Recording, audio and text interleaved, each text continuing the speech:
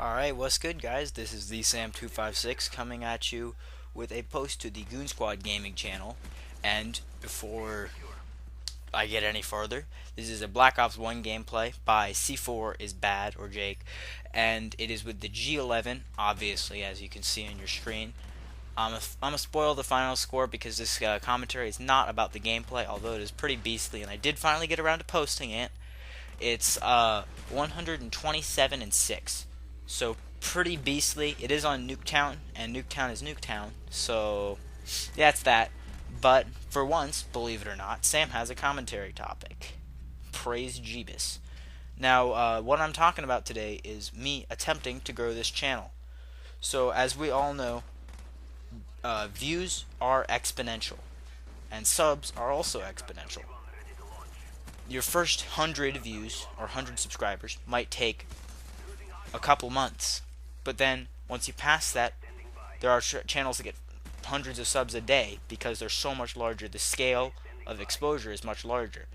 So I'm at the point where it's a bit slower because I'm a 15 sub channel, and by my reckoning, I'm not exactly an expert on this, but I reckon the point where you start gaining subs without referral being like a friend or you telling someone to go check out your channel, is you start gaining subs without referral, or subs that you don't know, or subs who aren't friends of friends, once you pass 100, 150. So the way I intend to grow this channel to 100, 150, which is the benchmark to where it starts to grow by itself, is I would like you guys to...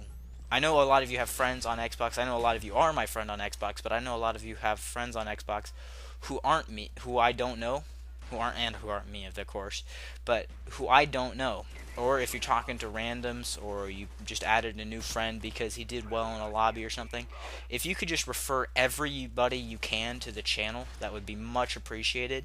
Because chances are, if you refer someone to the channel and they even relatively like it because you referred them directly, they will sub. And so my hope is, I figure total, most of my subs will watch this because the channel's recent, all my subs are active. So that's 15 people. If I could get like an extra 30 subs this month, I think it would really start to take off. And I really think it would be important to have a sub base for for when Ghost comes out. I know it's really hard to grow your channel at the moment with Black Ops 2 being as dry as it is. And earlier today I posted a video that most of you probably did not see. I know Jake did, about why Black Ops 2 is getting so boring, but I had a problem with the audio because I was lazy and didn't watch it through before I posted it.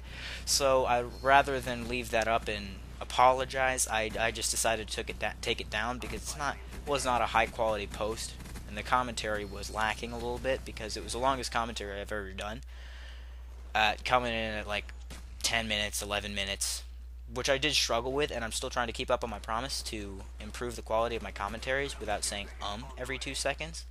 So, I'm a substitute with so that should be more interesting. And then the other thing is, I'm gonna recap that post in this post. I mean, not post, but video, so that it's just not completely forgotten, because it had some good points in it, and because this is a long video and I've already discussed everything else. Yeah, there I go with the Oh, and before I forget, I'm gonna say I'm moving to one upload a day during the school year because I'm gonna have a lot of schoolwork, and even with the help of other people on the channel, I don't think I'll be able to keep up 2 videos a day. So I'm gonna move to 1 and strive to do that. But back to why Black Ops 2 is bad. I think because Infinity War games tend to have more longevity because they've got the Modern Warfare 2 effect. Everything kills so fast, everything is so overpowered that nothing is overpowered, if that makes any sense. Because even if there's a God mode ACR, you can still kill the guy with the ACR with anything because everything kills so fast. If you get first bullet on, oftentimes you'll win. And that's the effect that allows you to use unconventional guns and do really well. Unlike in Black Ops 2, where kill time really matters and gunfights can be determined entirely based on gun, not skill, you cannot do that well with the unconventional guns. Now, don't get me wrong. There's always going to be like S12 nuclears, but those are really like that's it. You can't go past that.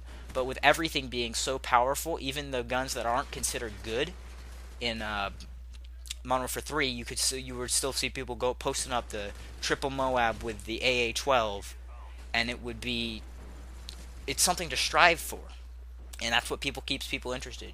Goals are what keep people interested. When you're a noob, your goal is to be better. That's why this game is so entertaining as a noob, because you have this ever-present goal. And once you play it too much, you kind of lose that longevity, and you have to set yourself other goals, like doing well. That's why people have played for a long time. Doing well is really important to them, because it's the one thing that keeps the game interesting. And then the other thing is, on the topic of goals, there isn't a Moab. I know you guys are going to say the nuclear is the new Moab, but it's just not the same. You don't have the countdown, you don't have the slow motion, you don't have the everybody on the map dies. It's just a little medal that pops up at 30. It's it's pretty anticlimactic. I mean, you would beast mode for 30 gun kills in a row, and then you'd get this little emblem that pops up, not this massive explosion like in Black Ops 2. I mean, in Modern Warfare 3. And then the other thing is, Call of Duty's success is based off of that whole feel-good, oh, I'm beasting, big numbers are popping up on my screen. That's why they changed it from COD 4 to every other game. Instead of +5, it's +50, to make you feel that much better about yourself. And like, it's not to make, it's not like, I'm not saying like, oh, everybody feels bad about themselves because this game sucks. I'm saying they're trying to give you something to be proud of every time you get a kill, and make every kill seem significant, which it should be, which is where the game's, like, the good part of the game goes. It's coming to an end. Refer the channel to other people.